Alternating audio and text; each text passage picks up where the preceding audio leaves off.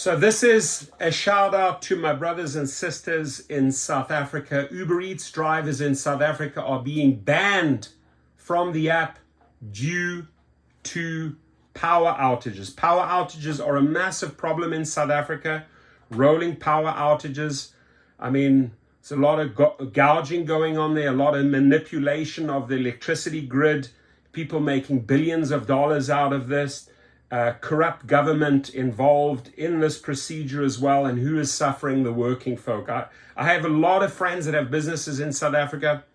Randomly, you can't do business for 24, 48 hours. And what Uber needs to take into consideration that these power outages are real. And drivers are saying that the company doesn't care about their welfare and has banned accounts over late deliveries and connectivity issues. How do you get connectivity issues? Through the power outages. So Uber Eats drivers in South Africa are being locked out of the app for late deliveries caused by connectivity problems. The country is currently dealing with an acute power crisis, corruption like you cannot believe. Delivery drivers say the app's GPS does not work during power outages. That is true. Some who used alternatives such as Google Maps were accused of fraud and blocked from the app. It's a shame that they do not know what's going on. They're doing business in a country, but they do not know what's going on at the ground in Johannesburg, in Port Elizabeth, in Durban, in Cape Town. They're clueless, right?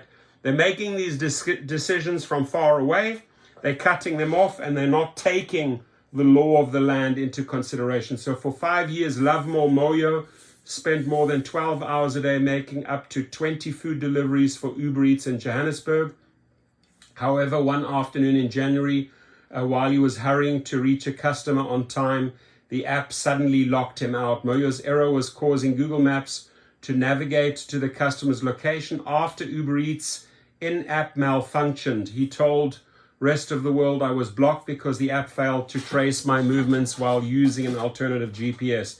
In such cases, they suspect us of stealing food.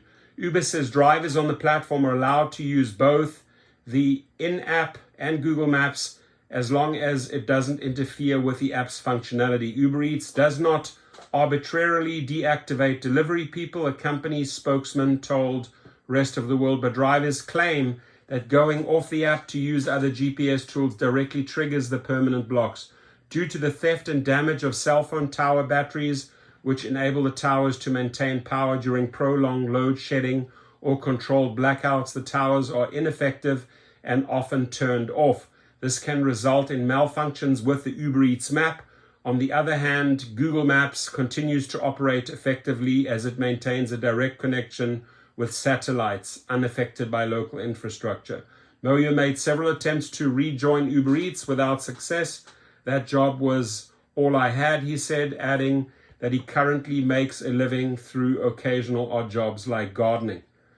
Uber reactivate Moyo's account. I mean, you're not taking into account what really happens there. I lived there.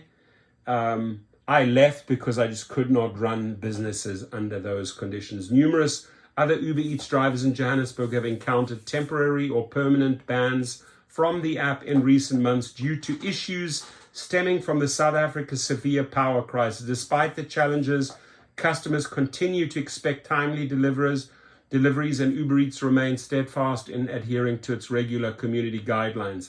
At Uber Eats, late deliveries are punishable offenses. Drivers may be suspected of stealing and blocked for life. Uber Eats driver Edward Mililo told Rest of the World. Milo is part of a WhatsApp group for Uber Eats drivers in Johannesburg, which has over 140 members. Africa's second largest economy has been grappling with a persistent power outage shortage for several years. The situation has worsened lately with up to 6 hours of daily power cuts in Johannesburg. The outages often cause mobile towers to exhaust their backup supply of power, disrupting services. In an email to Rest of the World, Uber Eats said it adheres to strict community guidelines. We want every experience on the Uber Eats platform to feel safe, respectful, and positive. They're just not taking this into consideration, and they're deactivating the drivers. Tina Fury, a delivery driver in Johannesburg, told Rest of the World he was temporarily blocked from the app a few times in February for late deliveries. Some customers just didn't care for the in-app messages I used to send informing them of running late. Most of them complained. Some customers who selected the option to pay cash would refuse to complete the transaction after late deliveries and gave me low ratings. There it is, account blocked. Delivery driver Umar Kiza, who has worked with Uber Eats since 2018, told the rest of the world he had tried to bring up his issues with the platform, but his requests had fallen on deaf ears. Uber spokesman said the company launched a deactivation review center program last year, which does not work, by the way, which allows permanently banned drivers to request a review of their account. Uber Eats only cares about getting profit. As long as it has new recruits, it cares less about us who are permanently blocked. That is true. That's why I take on this position as an advocate. That's why I hit them over the head with this thing here every single day, to remind them how stupid they are, to remind these trash executives how dumb they are, right? How what a bunch of idiots run the show up there, that they don't even understand what's happening country to country. It's a joke, ladies and gentlemen, how these guys run their business. Oh, we can replace that guy with someone else. That's a headache. Get rid of him, right? You're not taking the power outages into consideration. I stand 100% behind my driver brothers and sisters in South Africa.